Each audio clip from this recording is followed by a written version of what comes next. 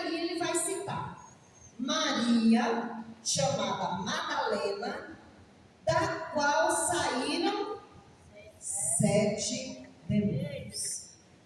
E Joana, mulher de Cusa, procurador de Herodes.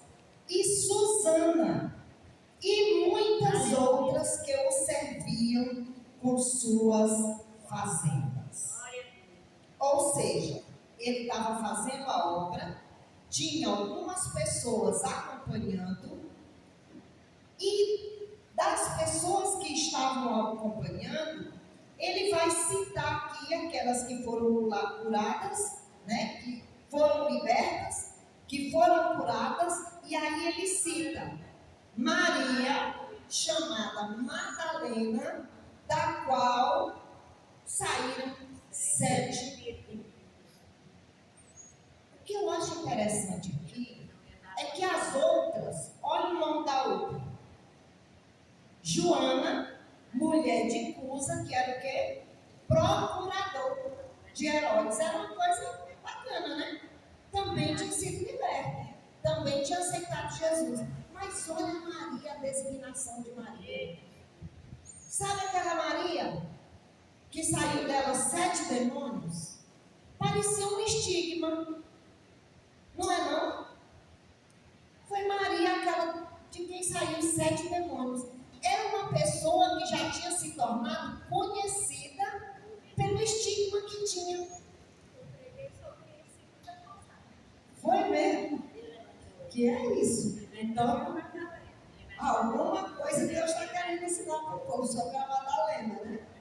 Está aqui. Era uma mulher que tinha 7 demônios. Era uma pessoa que ficou conhecida, porque certamente foi uma grande libertação. E a libertação daquela mulher foi uma oportunidade que ela recebeu de recomeçar. O nome dela era Maria, chamada Madalena, porque dizem os historiadores que ela era de uma cidade chamada Magdala, que era uma das províncias ali, só que era uma província muito famosa, rica, poderosa, onde tinham pessoas de recursos. E Maria tinha essa situação. Era uma mulher que certamente era conhecida, uma pessoa que tem 7 anos de ver uma pessoa com demônio, já é um desastre, não é não? Já faz cada coisa.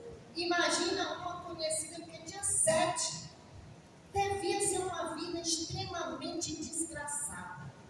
Uma vida sem rumo. Então, o que eu acho interessante em Maria é que quando ela aceita Jesus, ela recebe uma transformação poderosa. A transformação que ela recebeu foi tão significativa que ela não conseguiu mais ser a mesma pessoa e nem voltar para o mesmo lugar de onde havia caído. Ela recomeçou a sua vida. Ela recomeçou a sua história. Que ela poderia ter ficado presa nessa identidade ruim que ela acabou adquirindo. Olha ali a mulher dos 7 demônios. Às vezes acontece, né, quando uma pessoa com remédio aqui, e aquela remédio, a viúva do Barbosa, né, acaba criando-se um nome para identificar a pessoa. Olha a irmã Lagoace. Tem algum designativo que acaba acompanhando a pessoa. E às vezes a gente acaba tendo uma história negativa, alguma coisa ruim, que acaba nos identificando de uma forma que não é legal. E isso às vezes nos envergonha. Isso às vezes deixa a gente em maus lençóis, com dificuldades de fazer certas coisas.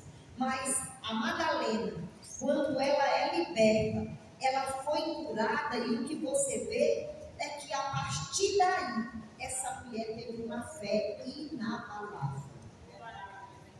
E ela faz coisas que outros não fizeram. Por exemplo, ela é a primeira que chega lá no centro. Quando ela sabe, ela vê, pela história que a gente vê, vocês têm uma ideia. nos 4 evangelhos.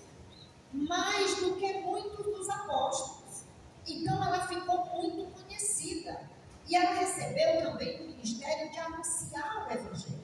Então, às vezes, nós usamos aquilo que nos incomoda ou aquelas coisas que nós temos de ruim como motivo para a gente ficar paralisado.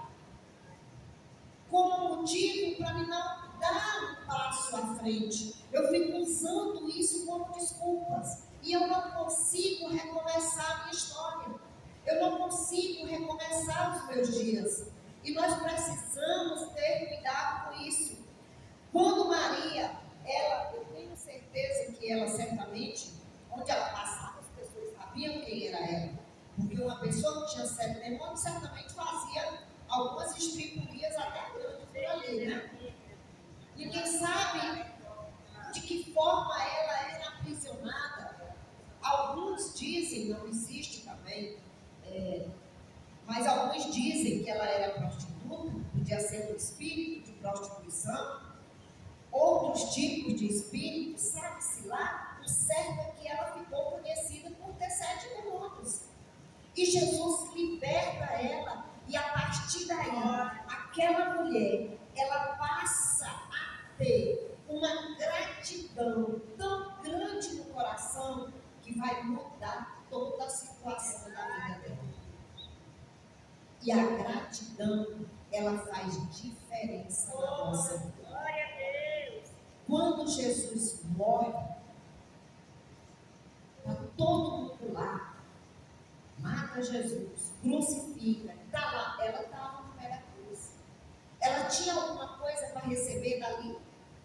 Ela tinha algum benefício para receber dali? Ele estava morto agora, mas ela estava lá, como uma das mulheres que estava lá chorando.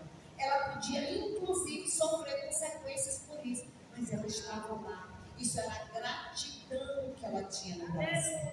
Quando ela vê onde ele é sepultado, ela vai juntamente com outras mulheres ali. Então ela estava sempre encabeçando juntamente com aquelas outras mulheres. Isso é o poder de alguém que recomeça a sua vida do zero.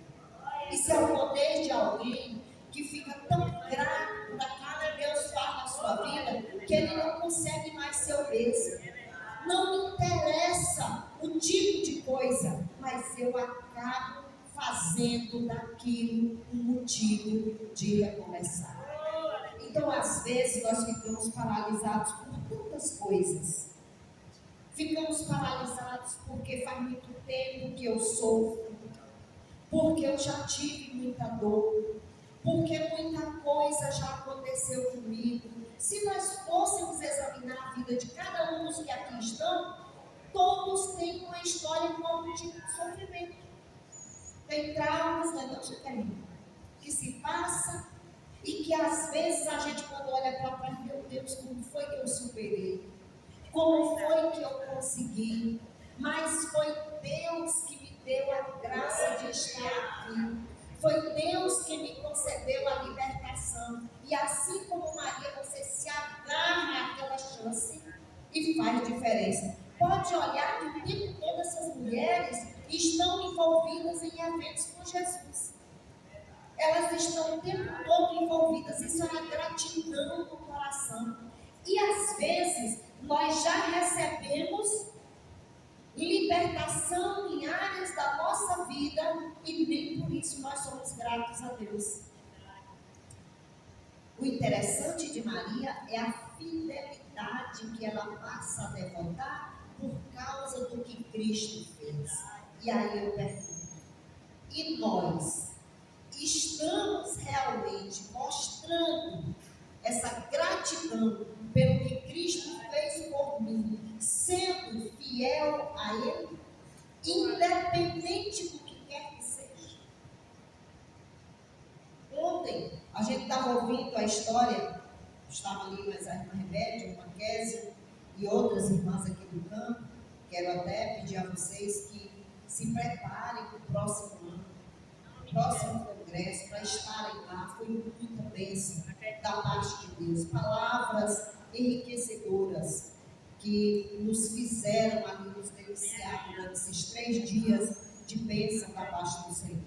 Então estávamos ali ouvindo a história da Isabel, que era a pregadora, ela pregou à tarde, e contando o testemunho dela. Uma história de muito trauma, uma história de alguém que poderia estar destruída pela vida que teve, pelas dores que passou, mas ela recomeçou de forma poderosa, e é um instrumento poderoso nas mãos de Deus.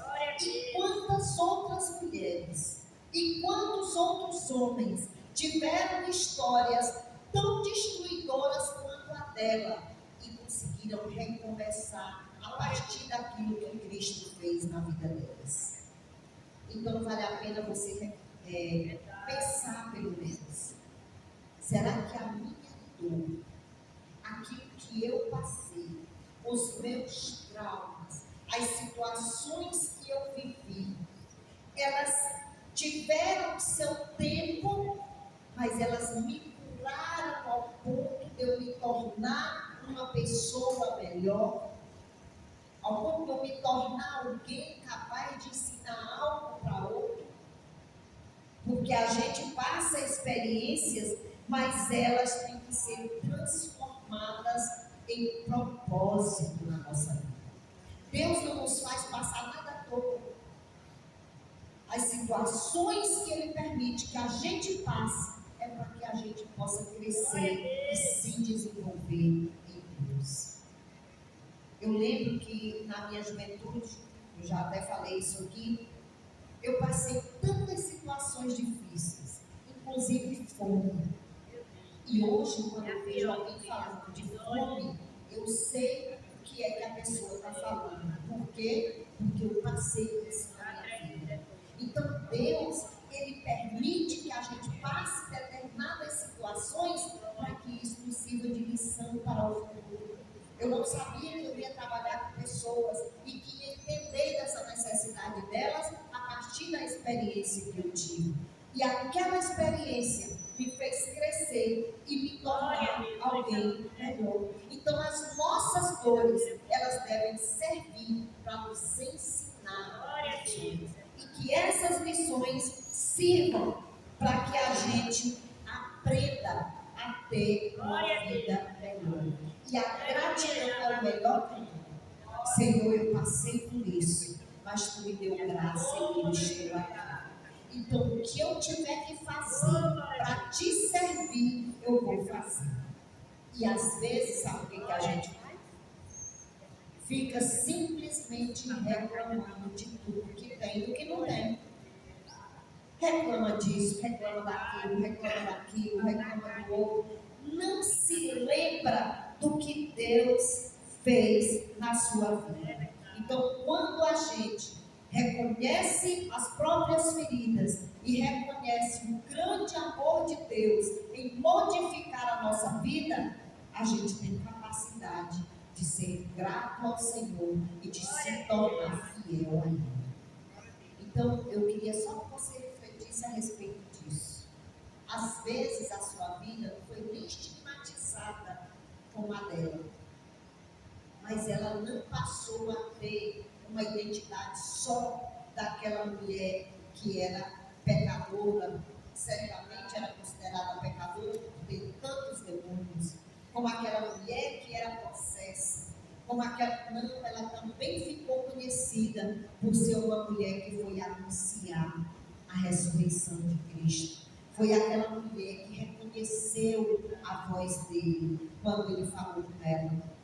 Foi aquela mulher que teve um amor incondicional por ele, que mesmo estando com a vida ali até em perigo, ela estava lá junto, para amá-lo, para reverenciá-lo pelo que ele havia feito na vida dela. E aí vale a pena a gente pensar, será que o meu segredo para recomeçar a minha vida não é estar alicerçado na graça de Cristo Jesus, naquilo que Ele já fez por mim? Então pense que a sua experiência, ela não foi para lhe derrotar.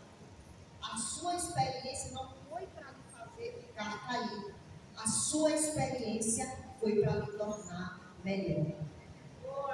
E como eu digo, se a gente for olhar, tem até uma dinâmica que traz o exemplo de 3 elementos significativos: a cenoura, o ovo e o café.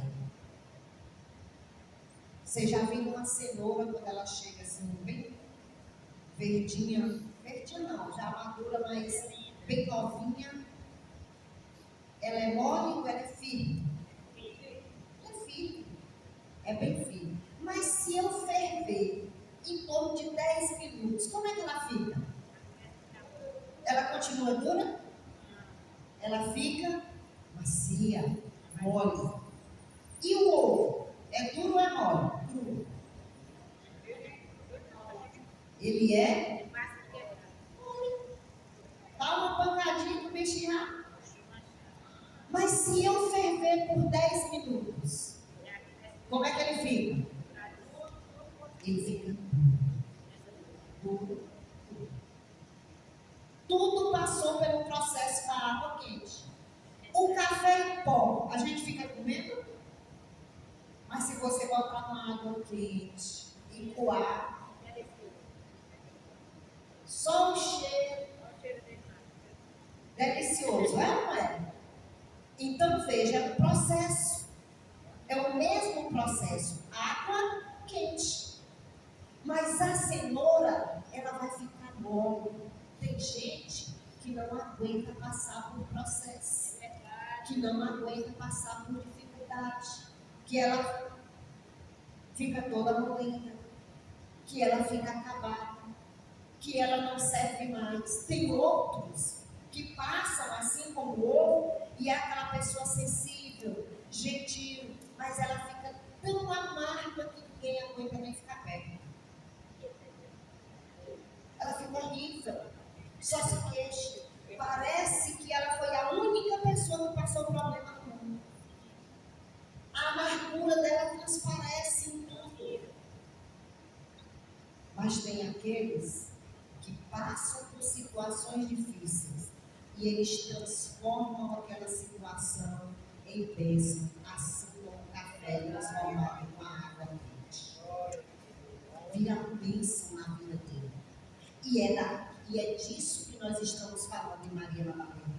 A experiência difícil dela, o estigma que ela carregava, fez ela transformar aquilo numa bênção para a vida de muitos outros, a quem ela anunciou o Evangelho de Jesus Cristo. Então a sua vida, ela não é para morrer, ela não é para ficar dura, ela não é para ficar mais difícil, ela é para ser transformada e conseguir transformar. A partir do momento que você recomeça, a sua vida tem que servir para abençoar outros. Nós precisamos ser assim, abençoadores. Nós precisamos ser transformados para transformar. A bênção de Deus na nossa vida, ela é para nos fazer crescer. Os sofrimentos, eles são apenas um caminho, um processo pelo qual Deus nos leva para onde Ele quer nos levar.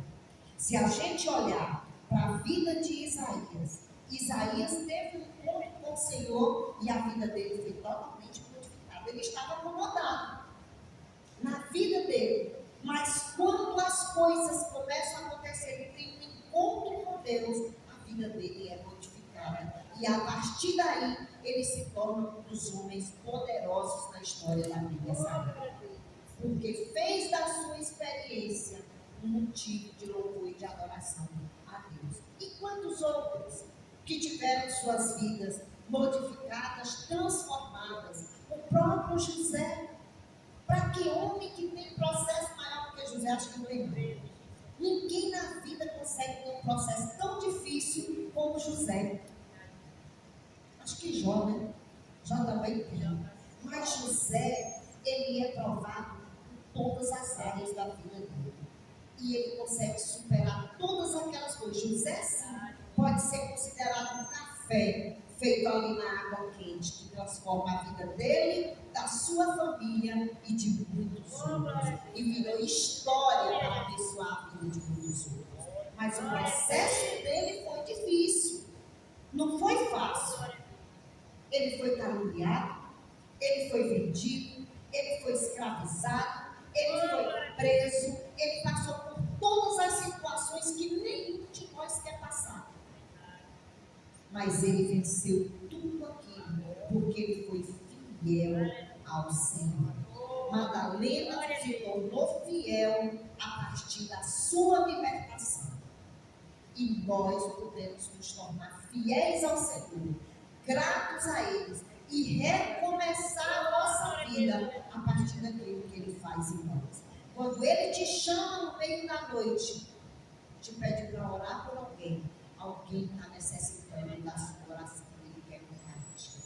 Quando Ele tira o teu sono, não é para você ficar revoltado, mas é para você dizer: Senhor, me usa naquilo que tu quer usar. É orar naquilo que eu oro, eu vou orar, Senhor. E você aproveita que está sem sono e ora, porque você está transformando a sua vida numa bênção para a vida de outro que precisa. E assim sucessivamente. Então, que nós reconheçamos que nós não somos nada sem Deus, e que tudo que nós temos até aqui é por causa dele. E que o que ele te permitiu passar fazem parte dos processos para o teu amadurecimento, para o teu crescimento, para o teu desenvolvimento e para te tornar uma pessoa melhor, para abençoar a tua vida e fazer de ti uma bênção para outros, assim como ele disse com Abraão. Então, que o Senhor tenha misericórdia de nós e nos dê capacidade de recomeçar, mesmo quando a cova parece profunda, a gente possa levantar a cabeça e dizer: Senhor, muito obrigado, se tornar fiel a Ele pela grande misericórdia dele, porque Ele te permitiu viver mais um dia. Então, que os nossos processos, eles sirvam para nos fazer crescer. Recomece. De onde você estiver, recomece. Está tudo muito difícil. Erga a cabeça e recomece. Porque o Senhor, Ele quer te abençoar, mas Ele quer também a tua atitude de fidelidade, de recomeço. Tudo começa com a nossa ação. Sou eu que passo a me conhecer e dizer: Senhor, eu precisava realmente tratar isso. E agora eu estou aqui nas tuas mãos. E deixe que a sua vida seja bênção nas mãos do Senhor. Amém? Então, que o Senhor nos abençoe e nos faça crescer na sua graça, porque Ele mais e mais vai continuar aperfeiçoando toda a boa obra em nós. Não seja como a cenoura, não seja como o outro, seja como a fé. E deixe que o seu processo seja transformado em algo benéfico e bom. Levante a cabeça, siga em frente, porque o Senhor tem grande caminhada para você. Amém? Que Deus nos abençoe. Nós vamos orar pelas nossas vidas, pedindo ao Senhor que continue nos fortalecendo e fazendo de nós instrumentos de bênção nas mãos dele. Porque é assim que ele quer e é assim que ele usa os seus vasos. Todos aqueles, a gente às vezes fica dizendo assim: ah, Senhor, faz de mim um vaso, faz de mim um vaso. Não, um vaso não se faz à toa. Não se clica e o vaso está pronto. Precisa de todo o processo. Amassa o barro, alisa o barro, quebra, faz de novo. E às vezes é um processo doloroso. Então, você pensa no vaso, você pode sim recomeçar. Na graça de Deus, e se permitindo aprender com aquilo que você gosta. Vamos ficar em pé e orar ao Senhor, agradecendo pela sua misericórdia nas nossas vidas. E fazendo o nosso compromisso de estar sempre firme e fiel ao Senhor. Seguir o exemplo dela, que apesar de tudo, ela se permitiu ser usada por Deus. Vamos chegar.